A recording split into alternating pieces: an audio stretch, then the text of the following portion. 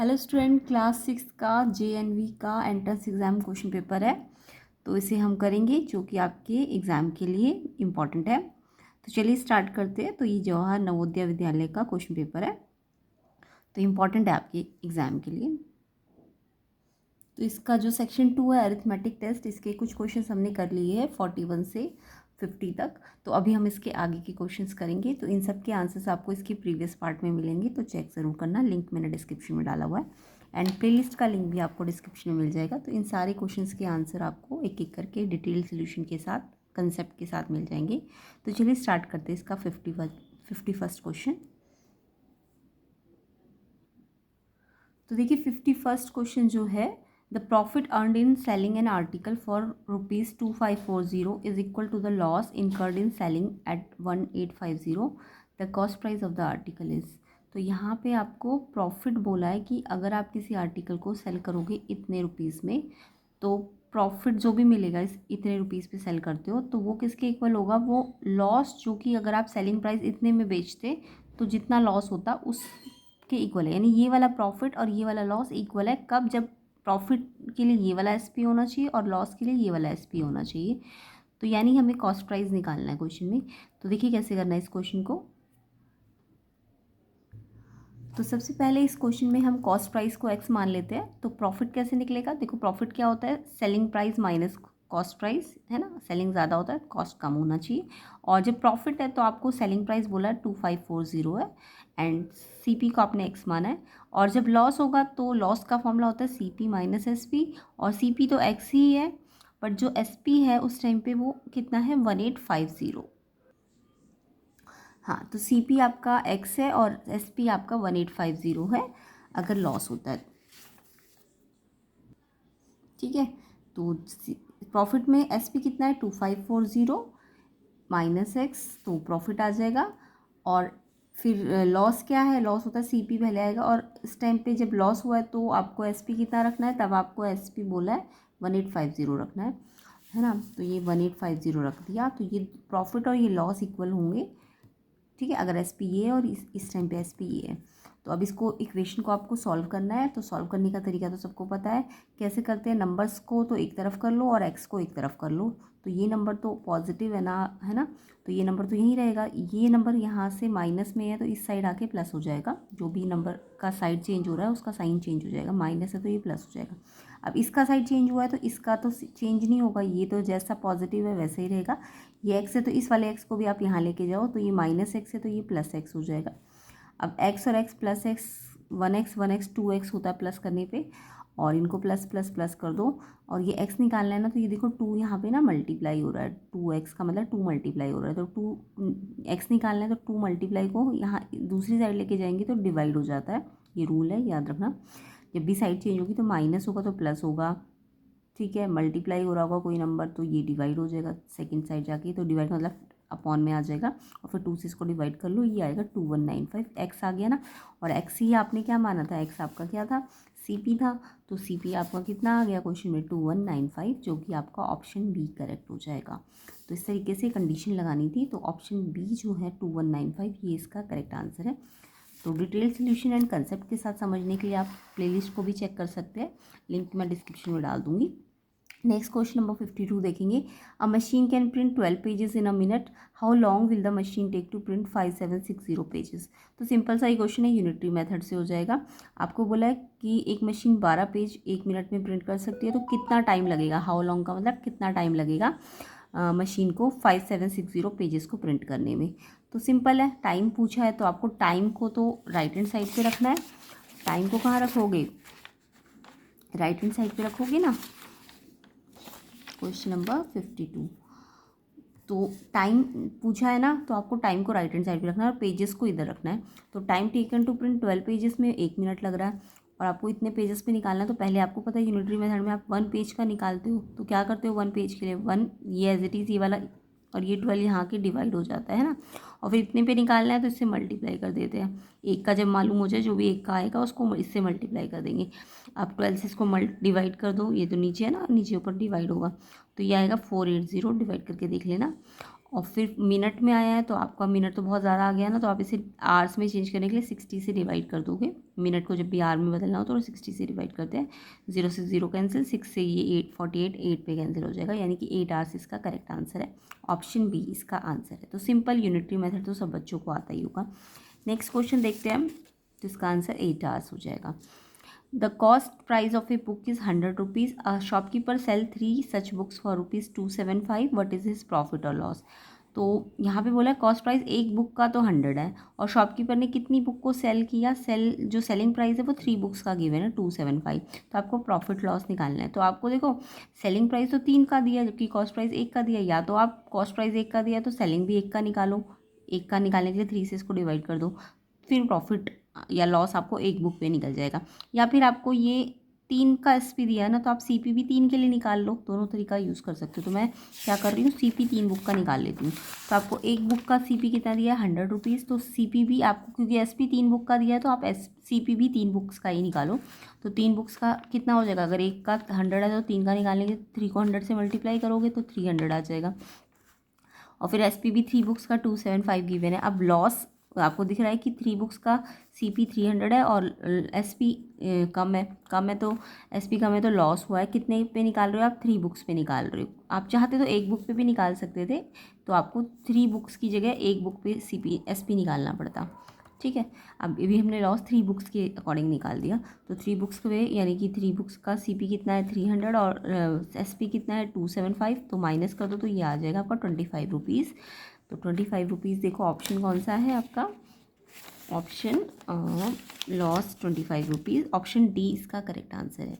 I hope सबको समझ आ गया होगा कि जब एसपी आप 3 का निकाल रहे हो तो सीपी भी आपको 3 का लेना पड़ेगा। ठीक है, तभी आपका लॉस और प्रॉफिट निकलेगा। नेक्स्ट क्वेश्चन था सिंप्लीफिकेशन ऑफ मिक्स फ्रैक्शन है 5 3/8 8 1/8 माइनस 3 1/8 इंटू 5 5/8। तो पहले मिक्स फ्रैक्शन को ना आप इम्प्रॉपर में चेंज करो, ये तो सबको आता होगा करना।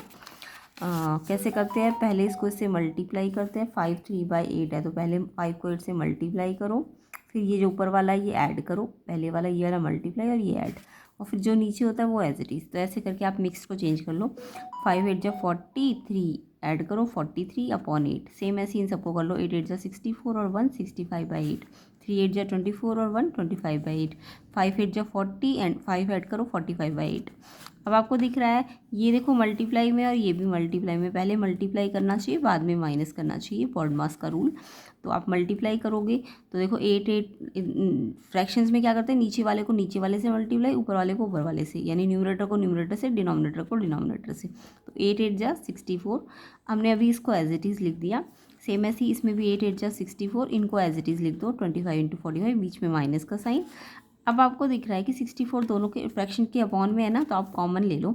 और देखो 43 और 65 में भी 5 आ रहा है, 5 का फैक्टर है ना 65, और 45 या 25 में भी 5 आता है ना, 5 का फैक्टर होते हैं ये। तो आप इनमें से इसमें से भी 5 बाहर ले लो और इसमें से भी 5 बाहर ले लो, तो 5 ऊपर आ जाएगा कॉमन और 64 दोनों में से नीचे आ जाएगा कॉमन। तो यहाँ पे से अगर मैंने 5 कॉमन लिया तो 5 में 65 कब आता है, 13 पे आता है ना, ये तो एज इट इज़ आ जाएगा, बट 65 13 पे आएगा। तो 43 और 65 में 5 इसमें आता है ना, 5 का फैक्टर है ये, और ये भी 5 का फैक्टर है। तो अगर मैंने इन दोनों में से 5 कॉमन लिया और नीचे 64 भी कॉमन ले लिया, दोनों में से एक बार कॉमन ले लिया, तो यहाँ पे 43 तो एज इट इज़ रहेगा। 5 में 65 आता है 13 पे, है ना, 5 13 जा 65 होता है। तो यहाँ पे 65 ना बच के अब 13 बचेगा। फिर ये माइनस, अब 5 में 25 कब आता है 5 पे, और ये तो हमने सिर्फ एक 5 कॉमन लिया है ना, तो ये 25 में से तो 5 बचेगा, बट ये एज इट इज़ रहेगा। और नीचे वाला तो पहले ही डिवाइड बाहर ले चुके हैं, तो कॉमन लेके सबको करना आता होगा। अब 5/64, अब इसको इससे पहले मल्टीप्लाई करो, मल्टीप्लाई करोगे तो 559 आएगा, और उसके बाद इसको इससे मल्टीप्लाई करो, फिर लास्ट में माइनस करो पहले इसको 334, और फिर 5/64 का मतलब जब भी फ्रैक्शन हो तो फ्रैक्शन को मल्टीप्लाई कैसे करते हैं, पहले ऊपर वाले को ऊपर वाले से मल्टीप्लाई करो, नीचे वाले को नीचे वाले से मल्टीप्लाई करो, और फिर इसको लास्ट में से डिवाइड करो, तो ये आएगा 26.03 डेसिमल में डिवाइड करके देखना। तो इसका डेसिमल में आंसर आपको दिया हुआ है, आपको यहाँ पे अप्रॉक्सीमेटली बोला है, तो 26 पॉइंट समथिंग आया, तो यानी अप्रॉक्सीमेटली 26 ही आंसर है। तो इसका आंसर ये अप्रॉक्सीमेटली किसके बराबर है, 26 के। तो ऑप्शन कौन सा है ये, बी ऑप्शन इसका आंसर हो जाएगा। तो आई होप सबको ये कैलकुलेशंस वगैरह करनी आती होगी। चलिए नेक्स्ट क्वेश्चन देख लेते हैं। नेक्स्ट क्वेश्चन है आपका क्वेश्चन 55, 30009 इज सेम एज। तो यहाँ पे आपको 3009 किसके इक्वल है, तो यहाँ पे आपको एक तरह से इसका प्लेस वैल्यू चार्ट बनाना है। तो ये तो सबको आता ही होगा। सबसे पहले ये वंस होता है, फिर ये टेंस होता है, फिर ये 100 होता है, ये 1000 होता है और ये 10,000 होता है ना, 10,000। तो यानी कि 3 कौन से प्लेस पे है, 10,000 में। 3 10,000 एंड 9 वंस में है ना। तो ये 3 10,000 एंड 9 वंस। तो देखो यहाँ पे कहाँ पे है ये 30 10,000, ये 3 10,000 के प्लेस पे है ना। तो 3 10,000 एंड 9 वंस। सी ऑप्शन इसका आंसर हो जाएगा। ऑप्शन सी इसका करेक्ट आंसर है। तो ये प्लेस वैल्यू चार्ट आपको आता होगा। नेक्स्ट क्वेश्चन देखते हैं। सुमित का वेट 107 kg है और संजय का वेट 82 kg है। आपको बोला डिफरेंस निकालो इनके वेट का।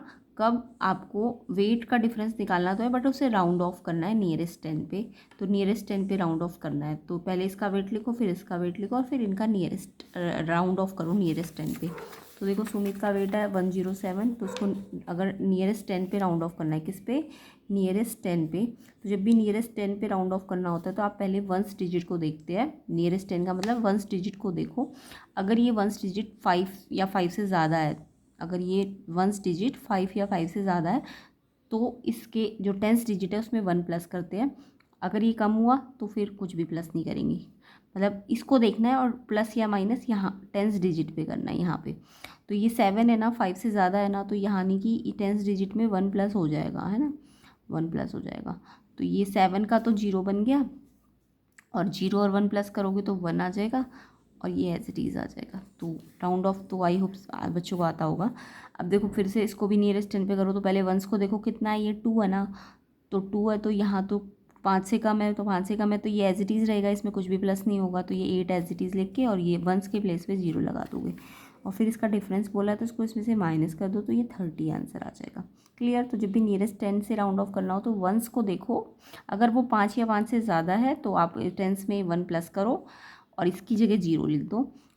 और अगर वो 5 या 5 से कम है तो यहाँ पे कुछ प्लस नहीं होगा, ये एज इट इज़ आएगा और इसकी जगह तो आपको 0 लिखना है और फिर डिफरेंस करना था। तो 30 kg इनका वेट का डिफरेंस आ जाएगा अगर आप राउंड ऑफ करो। तो कौन सा आंसर है इसका, ऑप्शन ए 30 kg का डिफरेंस है। ऑप्शन ए इसका आंसर है। आई होप सबको ये क्वेश्चन समझ आ गया होगा। चलिए नेक्स्ट क्वेश्चन देख लेते हैं। 57, if sum of 2 angles is an obtuse angle then which of the following is not possible.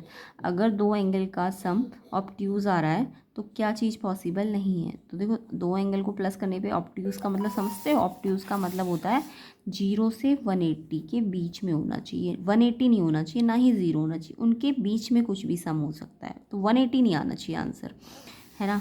तो देखो अगर मैं एक राइट एंगल और एक एक्यूट एंगल लूँ तो वो क्या ऑब्ट्यूज आएंगे, करके देख लो। एक राइट एंगल मतलब 90 डिग्री और एक कोई भी एक्यूट एंगल ले लो। एक्यूट एंगल 90 से कम होता है, 90 नहीं होना चाहिए, 90 से कम होना चाहिए। मान लो मैं 45 ले लेती हूँ तो इनका सम तो 135 ऑब्ट्यूज आ रहा है ना। मैंने कहा है ना ऑब्ट्यूज का मतलब 0 से 180 के बीच में, 180 नहीं होना चाहिए। तो ये यस 135 ऑब्ट्यूज आ रहा है, ये हो सकता है। नेक्स्ट देखो एक ऑब्ट्यूज और एक एक्यूट। तो एक ऑब्ट्यूज ले लो, मैंने लिया एक ऑब्ट्यूज लिया, मान लो मैंने 110 ले लिया और एक मैंने एक्यूट ले लिया 60 डिग्री। तो यस इसका 170 ये भी एक्यूट आ रहा है, तो ये सॉरी ऑब्ट्यूज आ रहा है, तो ये भी हो सकता है। दो एक्यूट एंगल मतलब दोनों 90 से कम होने चाहिए। मान लो एक 80 ले लिया और एक मैंने 70 ले लिया, तो इनका टोटल भी 150 एक्यूट ऑब्ट्यूज आ रहा है ना, तो ये भी हो सकता है। दो राइट एंगल का मतलब दोनों राइट एंगल यानी ये भी 90 और दूसरा वाला भी 90, तो ये तो कितना आ गया 180 आ गया। जबकि ऑब्ट्यूज का मैंने कंडीशन बताई 180 नहीं होना चाहिए, 180 से कम ही होना चाहिए। तो ये तो 180 आ गया ना, तो ये ऑब्ट्यूज थोड़ी ना है, तो ये ऑब्ट्यूज नहीं है। तो यानी कि इन्होंने यही पूछा है कि कौन सा पॉसिबल नहीं है। तो दो राइट एंगल कभी भी ऑब्ट्यूज नहीं बना सकते, तो ये वाला पॉसिबल नहीं है, इसलिए इसका आंसर डी ऑप्शन होगा 57 का। आई होप सबको समझ आ गया होगा विद एग्जाम्पल। नेक्स्ट क्वेश्चन देखेंगे 58, the sum of the digit of a number is subtracted from the number, the resulting number is always divisible by. मतलब अगर मैं सम ऑफ डिजिट को नंबर से सब्ट्रैक्ट कर दूं तो वो जो भी आंसर होगा वो डिविजिबल किससे होगा। तो ये कंडीशन आपको याद रखनी है, सम ऑफ डिजिट नंबर से अगर सब्ट्रैक्ट कर रहे हो तो वो हमेशा ना 9 से डिविजिबल होगा। फॉर एग्जांपल मैं लेती हूँ 81, एक नंबर 81 लिया मैंने, ठीक है, नंबर लिया 81। अब मैंने इसकी डिजिट्स का सम किया, 8 और 1 का सम किया तो कितना आया मेरा 9 आया। 8 और 1 का सम किया 9 आया। अब 81 को जब मैं 9 से माइनस करूँगी तो 72 किससे डिविजिबल होगा, 9 से ही तो डिविजिबल होगा। एक और एग्जाम्पल ले लेते हैं, लाइक मैंने लिया 72 लिया, ठीक है, 72। अब देखो 72 के सम डिजिट्स का सम निकालो तो वो कितना आएगा, 9 आएगा। यानी कि आपको पता है ना 9 की डिविजिबिलिटी का रूल यही तो कहता है कि जब भी सम ऑफ डिजिट आएगा वो 9 से क्या होना चाहिए, डिविजिबल होना चाहिए। तो यस, इसका जो 9 से डिविजिबल है तो 9 जब मैं इसमें से माइनस करूँगी तो जो नेक्स्ट नंबर मिलेगा मेरे को 81, वो भी तो 9 से क्या आएगा, डिविजिबल आएगा ना। तो यानी कि जब भी ऐसा हो कि नंबर और उसके डिजिट्स को अगर मैं माइनस करूँ तो जो नंबर आएगा मेरा रिजल्टिंग वो हमेशा 9 से डिविजिबल होता है। तो ये प्रॉपर्टी किस पे लगती है, 9 पे लगती है। तो ऑप्शन डी इसका करेक्ट आंसर है। नेक्स्ट क्वेश्चन देखते हैं।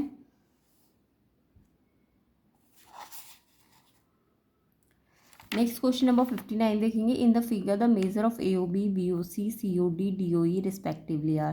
तो आपको यहाँ पे दिख रहा है कि बहुत सारे एंगल बने हुए ना, AOB भी बना हुआ है, BOC, COD, DOE और EOA, है ना।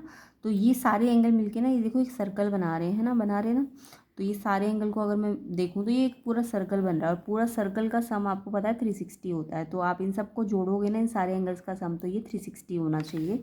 तो पहले मैं सारे एंगल्स को जोड़ देती हूँ। ये x है, ये 2x है, ये 4x है, ये 6x है और ये कितना है 100 डिग्री है। तो इन सब का सम 6x, 4x, 2x, x 100 degree का सम कितना होगा 360। ये सारे पांचों एंगल जो है उनका सम किसके बराबर होना चाहिए 360 के, क्योंकि एक पूरा सर्कल बन रहा है। अगर लाइन बन रही होती है तो 180, बट अगर सर्कल बन रहा है तो 360। अब आपको इक्वेशन को सॉल्व करना आना चाहिए। एक्स वाले सारे नंबर ना, ये सारे एक्स वाले नंबर है ना, ये तो अलग प्लस कर दो और ये जो नंबर है ये विदाउट एक्स वाला नंबर है ना, तो इसको तो इस नंबर के पास लेके जाओगे, नंबर को नंबर के पास और एक्स को आप आपस में प्लस करोगे। तो सारे एक्स को प्लस कर लेते हैं, 6, 4, 10, 10 2 12 और ये 1x है तो 13x हो जाएगा। 1x है ना तो ये 13 हो जाएगा। और फिर ये 100 इधर जाएगा तो ये प्लस है तो इधर जाके ये माइनस हो जाएगा। यहाँ नंबर प्लस है तो इधर आके माइनस हो जाएगा। अब ये इसमें से माइनस कर लो तो ये 260 आ जाएगा। अब आपको 13x है और 260 है तो x निकालना है ना, तो ये 13 इंटू में हो, मल्टीप्लाई में है 13x का मतलब 13 मल्टीप्लाई में, तो 13 यहाँ मल्टीप्लाई में तो इस साइड आके डिवाइड में आ जाता है। तो x निकलेगा तो ये 13 डिवाइड में आएगा। 13 से इसको कैंसिल कर लो, 13 2 जा 26 और 0 एक्स्ट्रा, तो x की वैल्यू आ गई 20 डिग्री। आपको x नहीं निकालना, आपको ये सारे एंगल निकालने हैं। ये x भी निकालना है, 2x भी निकालना है, 4x भी निकालना है और 6x भी निकालना है। तो यहाँ पे मेरे को सबसे पहले बोला है क्वेश्चन में AOB निकालो। AOB मेरा क्या है, देखो AOB ये मेरा x है, तो AOB x है और x मेरा निकाला था मैंने अभी 20 आया था। फिर मेरे को BOC भी बोला है, BOC ऑर्डर में देखना है ध्यान से, BOC बोला है, इसके बाद BOC ये कितना है 2x। तो 2x का मतलब होता है 2 इंटू एक्स, 2x का मतलब 2 मल्टीप्लाई x कितना है 20, तो ये 40 डिग्री आ जाएगा। फिर ये कितना है फिर नेक्स्ट है COD ये आपका 4x है, तो 4x का मतलब 4 इंटू एक्स है, तो 4 इंटू एक्स कितना है 20, तो ये 80 आ जाएगा। फिर लास्ट में बोला है DOE ये कितना है 6x, तो 6 इंटू एक्स कितना है 20, तो ये आ जाएगा 120। तो ऐसे करके 20 पहले आना चाहिए, फिर 40 आना चाहिए, फिर 80 आना चाहिए, फिर 120, ये ऐसे ऑर्डर में आना चाहिए। तो सबसे पहले 20 आएगा, फिर 40, फिर 80, फिर 120। तो ऑप्शन ए आपका आंसर हो जाएगा। क्या आंसर है, ऑप्शन ए। ईजी सा क्वेश्चन है। तो आई होप किस किस बच्चे को समझ आ गया, कमेंट करके ज़रूर बताना। एंड वीडियो को ज़्यादा से ज़्यादा शेयर करो, लाइक करो, ताकि आपको इसके नेक्स्ट पार्ट में और भी अच्छे अच्छे क्वेश्चन पेपर्स मिले, जिससे आपका कंसेप्ट क्लियर हो, डिटेल सोल्यूशन मिलेंगी। एंड प्लेलिस्ट का लिंक भी मैं डिस्क्रिप्शन में डाल दूँगी, जो कि आपके एंट्रेंस एग्जाम की प्रिपरेशन के लिए बहुत इंपॉर्टेंट है। चलिए 60 क्वेश्चन देख लेते हैं। The given bar chart shows the number of the matches played by cricket teams of different countries in a year. How many more matches were played by Australia than Pakistan? तो यहाँ पे एक bar chart बना हुआ है। Bar chart का मतलब सबको पता है कि यहाँ पे आपका रेक्टेंगुलर बॉक्सेस बने हैं और आपको बोला ये कंट्रीज़ है और इनमें कितने मैचेस खेले हैं। जैसे इंडिया के लिए देखो कितना बड़ा इंडिया का ये कितना, इसको देखो ये कहाँ पे है, ये आपका 28 से 32 के बीच में आ रहा है, तो यानी कि ये 28 से 32 में 4 का गैप है ना, तो ये 2 ऐड कर दो, यानी 28 में 4 का आधा 30 है, यानी इंडिया के लिए 30 है। पाकिस्तान के लिए देखो कितना है, पाकिस्तान को यहाँ से इस लाइन लास्ट ये जो बॉक्स है ये इसको इससे मिलाओ, ये 24 मैचेस खेले इसने। इंग्लैंड ने आपके 28 मैचेस खेले और ऑस्ट्रेलिया ने आपके 32 मैचेस खेले हैं। तो पूछा गया कि कितने ज़्यादा मैचेस खेले ऑस्ट्रेलिया ने पाकिस्तान से। तो देखो ऑस्ट्रेलिया के मैचेस अभी मैंने बताई ये 32 है और पाकिस्तान के मैचेस कितने हैं 24 है। तो कितने ज़्यादा खेले हैं, यानी दोनों का माइनस करना है। तो ऑस्ट्रेलिया के 32 है और पाकिस्तान के 24 है, तो माइनस करोगे तो 8 ज़्यादा खेले हैं, 8 मोर मैचेस ऑस्ट्रेलिया ने ज़्यादा खेले हैं। तो आंसर क्या है, ऑप्शन ए इसका करेक्ट आंसर है। तो ऑप्शन ए इसका आंसर है क्वेश्चन 60 का। तो आई होप आपको ये सारे क्वेश्चन समझ आ गए होंगे। वीडियो को ज़्यादा से ज़्यादा शेयर करो ताकि आपको नेक्स्ट पार्ट में इससे और भी कंसेप्ट के साथ आपको वीडियोस मिल सके। और प्लेलिस्ट में बहुत सारे PY डाले गए हैं ताकि आपकी प्रिपरेशन हो सके अच्छी तरीके से। तो प्लेलिस्ट का लिंक भी मैंने डिस्क्रिप्शन में डाला है। एंड अगर कोई डाउट है तो आप कमेंट में पूछ सकते हैं। एंड इसके इंग्लिश का भी आपको प्लेलिस्ट मिल जाएगा। एंड जो इसका मेंटल एबिलिटी वाला पार्ट है सेक्शन ए, उसका भी आपको मिल जाएगा वीडियो। तो जी वीडियो को ज़्यादा से ज़्यादा शेयर करो। चैनल पे नए हो तो सब्सक्राइब ज़रूर कर लेना। एंड ज़्यादा से ज़्यादा शेयर करो और लर्निंग करते रहिए, प्रैक्टिस करते रहिए।